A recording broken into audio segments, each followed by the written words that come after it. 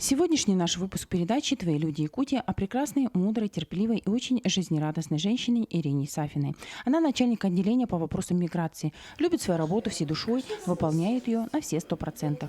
Ее любят люди, она их.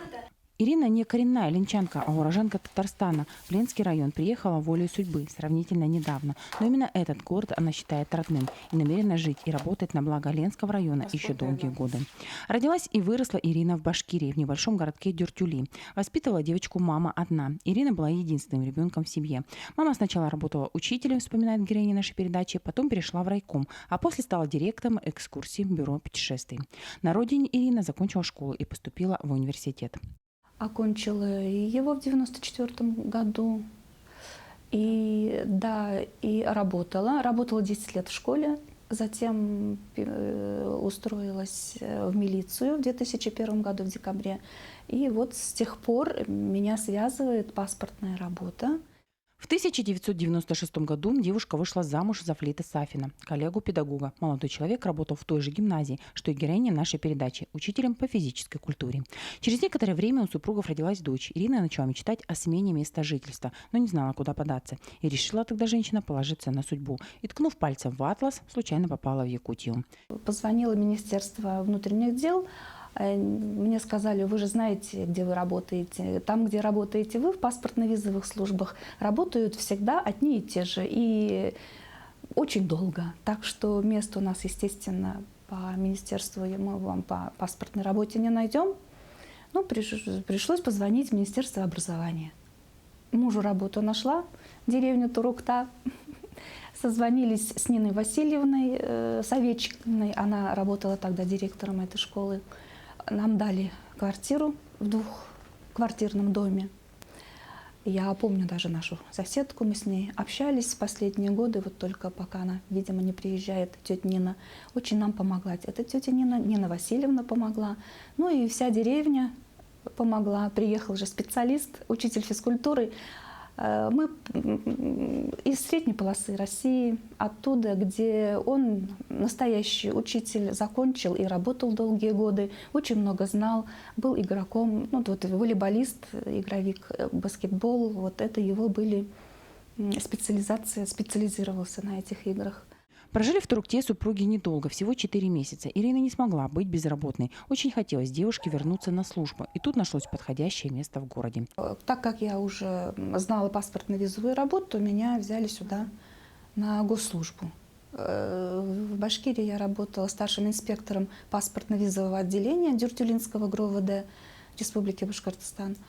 Аттестованная была должность, уволилась старшим лейтенантом. А сюда устроилась на работу в Федеральную государственную гражданскую службу, ФГГС. Специалистом-экспертом работала где-то 11, да, чуть больше 10 лет получается.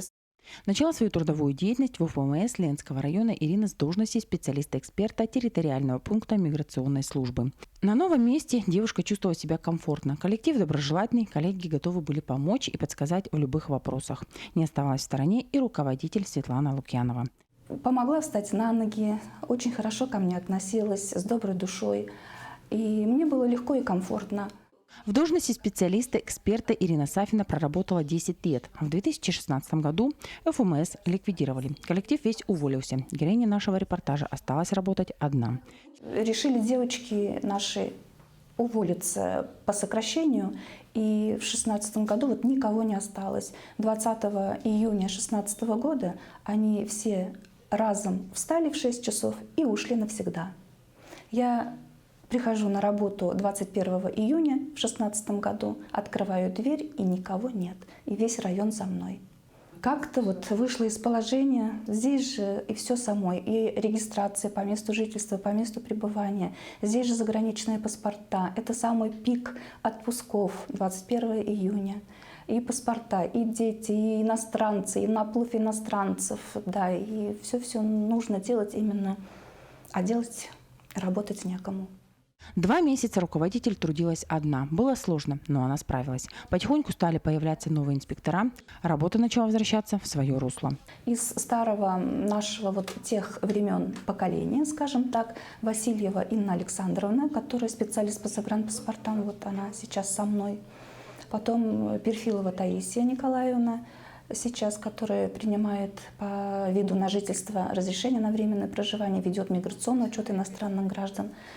Вот они сейчас рядом со мной еще до сих пор. У нас в Ленске по штату 8 человек вместе со мной.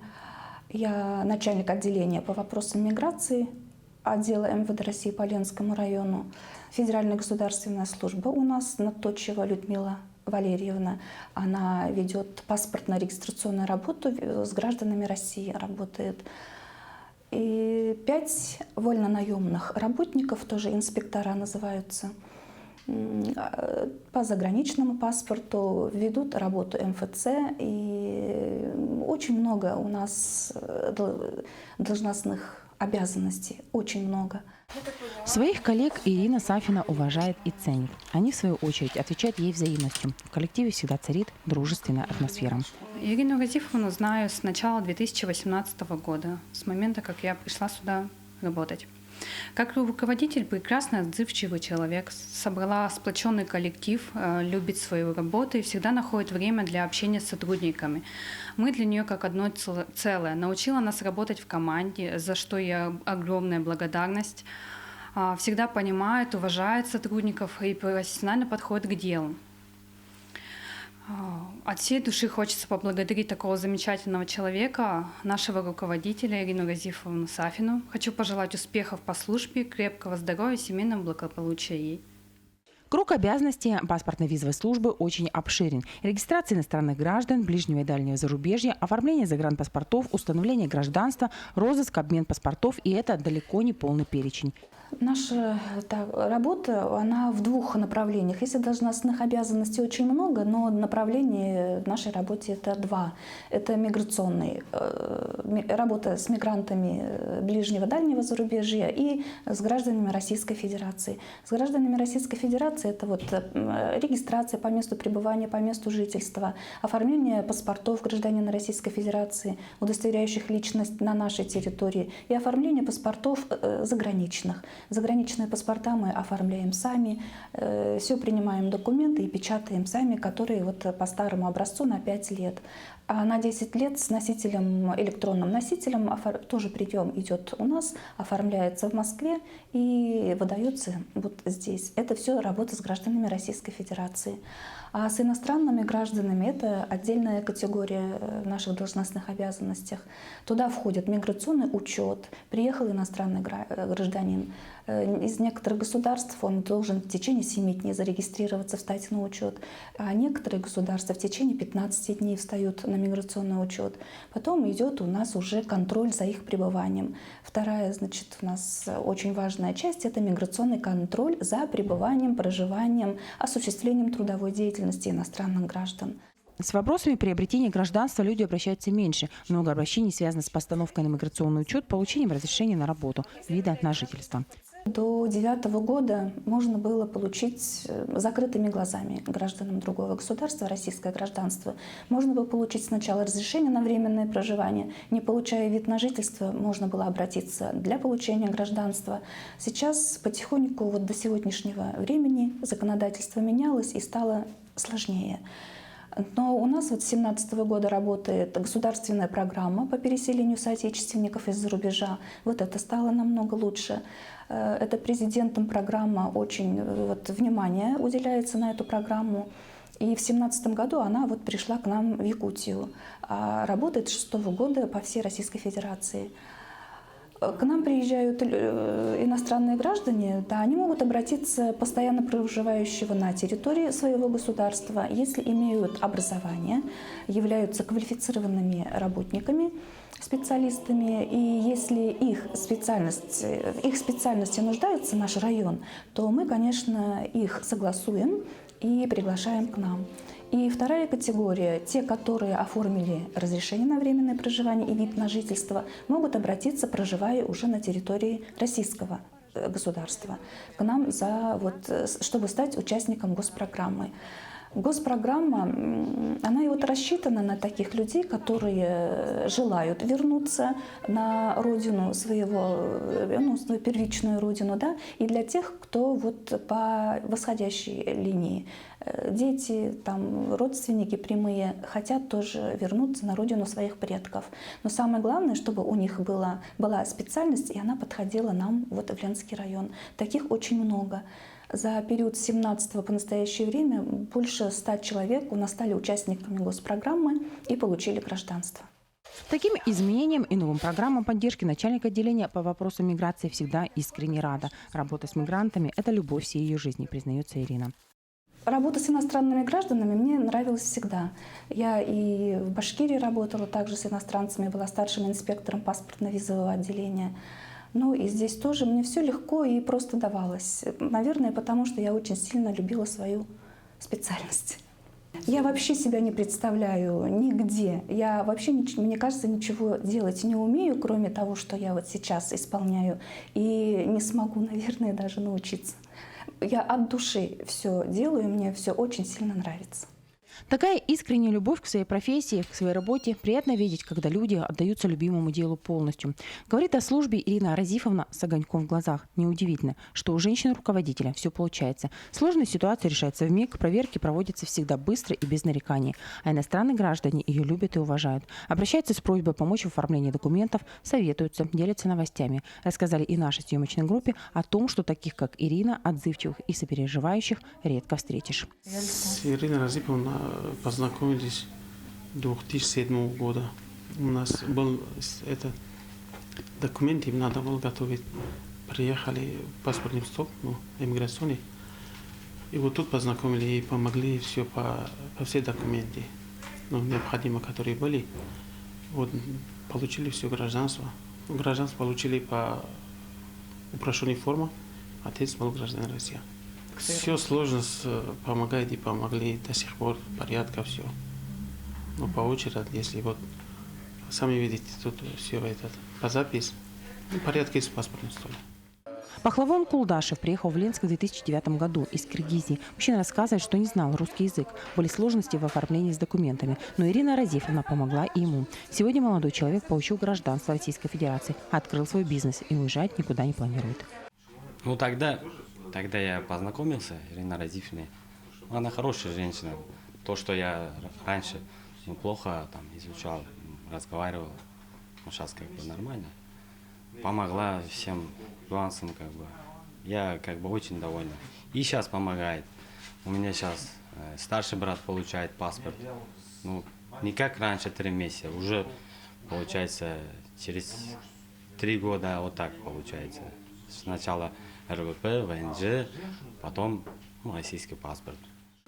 Сапина Ажикеева тоже получила российское гражданство. Сегодня у женщины остались нерешенные дела. Она вновь обратилась за помощью к сотрудникам миграционной службы и лично к руководителю. Она своей должности она не отвергала. Она хоть каждую мелочь спрашивала, она объясняла. Вот это по-человечески отношения очень понравилось. Конечно, она у нас в Ленске очень уважаемый человек, лицо города. Я очень уважаю. Почему уважаю? Потому что хоть любое время постучись, спроси, от мелочи до мелочи спроси, она не будет отвергать, она будет объяснять. Вот это качество мне очень нравится. Двери начальника отделения по вопросам миграции всегда открыты. Она также, как и ее подчиненные, ведет прием, помогает в оформлении документов, выезжает на проверки и рейды. Как раз пока мы работали над нашей передачей, наметилась очередная проверка, на которую с удовольствием съездили и мы. В этот день Ирина Разифовна совместно с сотрудниками полиции провели проверки на соблюдение миграционного законодательства. Посетили торговые точки, кафе, также строительные объекты. Нарушений, сразу скажем, выявлено не было. Первым в списке значился магазин «Жили-были». Здесь предприниматели из Таджикистана осуществляют торговлю фруктами и овощами. Армак Джон приехал в Ленск 3 года назад на заработки. По приглашению дяди совместно открыли бизнес. И, надо сказать, он довольно неплохо идет. Сразу в миграционную службу обратились, там потом после 8 ноября там учет ставили туда, заключили трудовой договор Хасановка был женом. Потом все, здесь работаем. У вас одна торговая точка? Ну да, сейчас пока одна. Есть некоторые еще хотим другие точки тоже открыть. После овощного магазина группа проверяющих отправилась в кафе неподалеку. Открыли его иностранные граждане, приехавшие к нам из Киргизии. Войдя в помещение, мы увидели большое количество посетителей. Сразу бросилась в глаза уютная атмосфера и чистота. В основном шаурма есть. Шаурма хорошо продаем. А остальные тоже хорошо. Плов очень вкусный. Лагман жареный, жидкий. Говядина, самса, куриный. Владельцы кафе уже давно проживают на территории Ленского района по виду на жительство. Обратились в миграционную службу для получения гражданства. Ирина Сафина, руководитель миграционной службы, рассказывает, что на законодательство предприниматели никогда не нарушают. Заехали с проверкой на стройку ЗАО «Три семерки». Здесь ведется строительство нескольких высоток. К работе также привлечены иностранные граждане. Бригада из 20 человек. У меня облицовка кирпич строим, делаем кладку, облицовка. Сотрудники миграционной службы проводят рейды регулярно. Это мероприятие необходимо, так как преступления, связанные с нарушением миграционного законодательства, имеют место быть.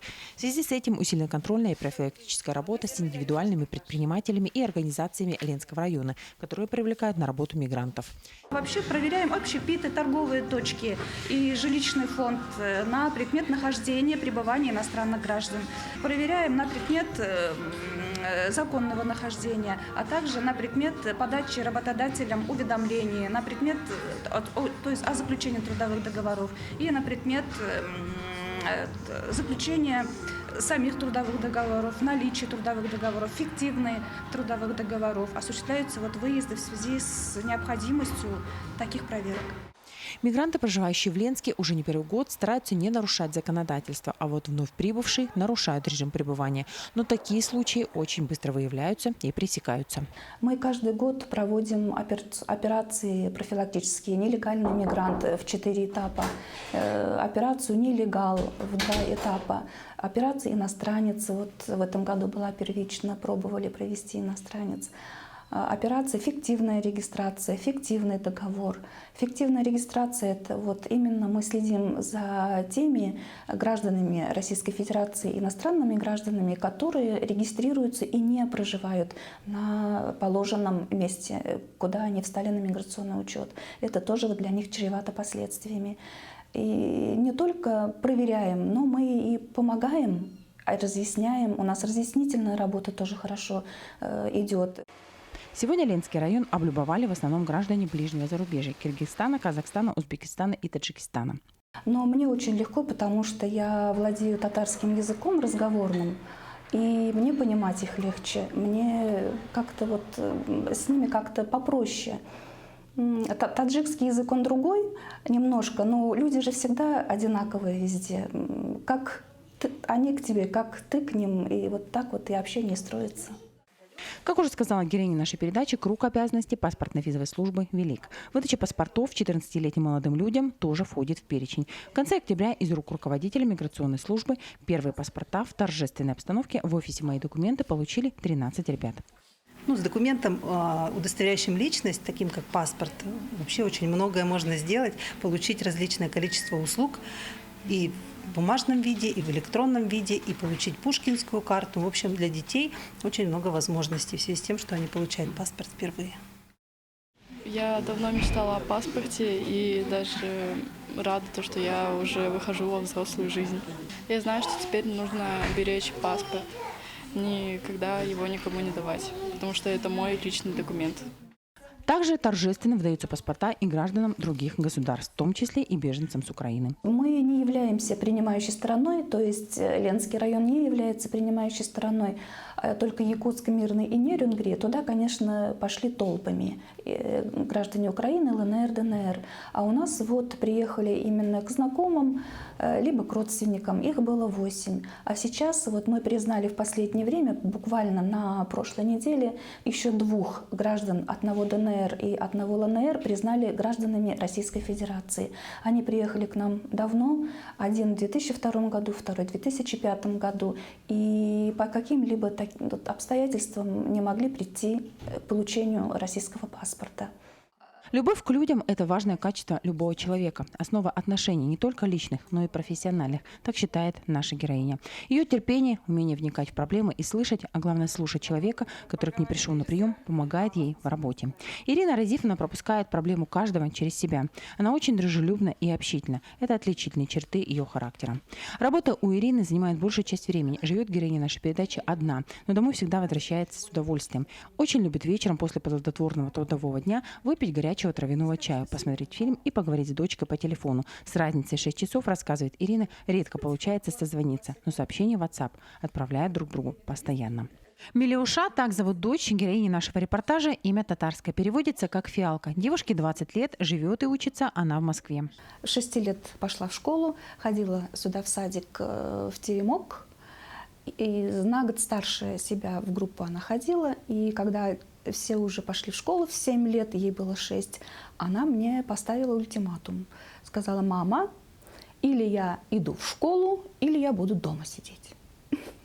Пришлось ее отдать в школу. В школу она пошла в 4-ю, закончила ее, училась 11 классов. И все классы она училась отлично, закончила с золотой медалью. С хорошими баллами она поступила в Москву. Сейчас она учится в Высшей школе экономики, в Институте электроники и математики. Факультет у нее инфокоммуникационные технологии и системы связи. Я не знаю, почему так получилось. Она передумала за неделю, отступила от своей мечты или мысли, или я не знаю, что ею владела тогда, когда она очень долгие годы хотела поступить в Московский авиационный институт. Она хотела заниматься двигателями, хотела строить двигатели авиационные. Да, и за неделю вот передумала и оказалась в Высшей школе экономики. Учится девочка на отлично и сейчас. Заканчивает 4-й курс бакалавриата и подумывает о магистратуре. Занимается спортом, предпочтение отдает волейболу. Дочка хоть и не пошла по стопам матери, но эта сильная женщина для девушки всегда пример. Милеуша с большим теплом и любовью рассказывает о маме.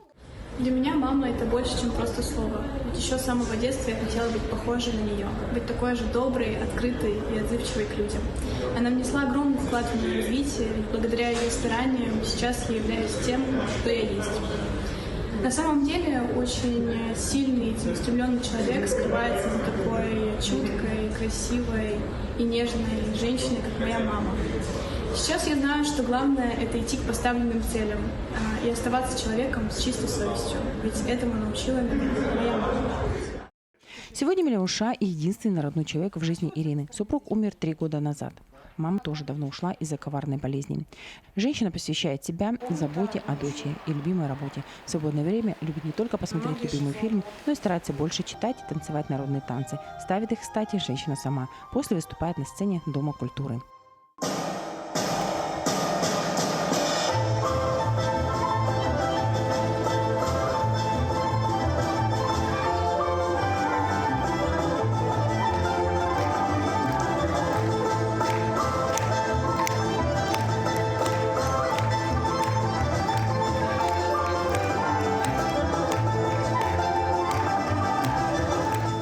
Миляшкин костюм, ну вот подошел теперь мне, чтобы он просто так не висел. Я сшила к нему колфак и вот выступаю. Да. Очередное выступление же у нас будет? Да, очередное выступление будет 3 ноября. Не знаю, или я поставлю новый танец, или я выступлю с татарским. Любит Ирина Разифовна и путешествовать. В этом году они с дочерью побывали в Ташкенте. Осталось куча впечатлений, масса эмоций и красивых фотографий в альбоме. Коротает вечера Ирина в компании своего любимого питомца. Каждый день Жужа ждет хозяйку с работы и очень скучает, пока ее нет. Родное существо, без которого я вообще жизни не мыслю. Самое любимое существо – это мой кот Жужа. Ему 6 лет. Я помню, как он появился у нас. Муж принес, мы жили на Чапаева 53, муж принес его от соседа. Крошечный, еще глазки не открывались. 2 котенка родились, один черный, один вот такой. Вот такого мы и забрали к себе. Вот с тех пор он наш, он всегда со мной, он мне друг, живое существо дома. Конечно, есть у Ирины и подруги, но в силу нехватки свободного времени встречаться с ними тоже получается редко. А героиня нашего репортажа рассказывает, что бывают моменты, когда эмоции переполняют ее, и в этот момент возникает потребность срочно поделиться с подругой новостями, обсудить произошедшее. С Ириной мы знакомы, в принципе, сперва по работе, потом в ходе служебной деятельности, скажем, да, и как человек мы стали намного ближе, стали общаться, стали дружить. Ну, Ирина, если вы уже заметили, очень такой позитивный человек, то есть ничто не может, если она поставила цель, что-то ее остановить. То есть яркий, солнечный, достаточно такой оптимистичный для нашего сейчас времени такой позитивный человечек. А по работе, ответственно, то есть, как бы это, к сожалению, не так часто получается встречаться, но все равно по возможности встречаемся, видимся, гуляем, любим гулять там по набережной, которая у нас очень красивая. Знаю замечательную ее дочку, которую она вырастила, поставила. То есть очень светлый и яркий человек. В копилке нашей героини грамоты, награды различных уровней, нагрудные значки и другие поощрения властей и руководства. Ирина полна сил и энергии, у женщины куча планов и идей. Нам остается пожелать, чтобы у нее все складывалось так, как запланировано.